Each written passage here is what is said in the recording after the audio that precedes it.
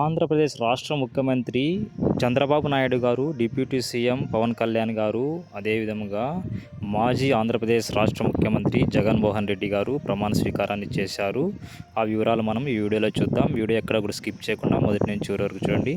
ముందుగా ఈ వీడియోకి ఒక లైక్ చేయండి, అప్పుడే ఇంకో 10 మంది ఈ వీడియో చూడడానికి వీలుంటుంది.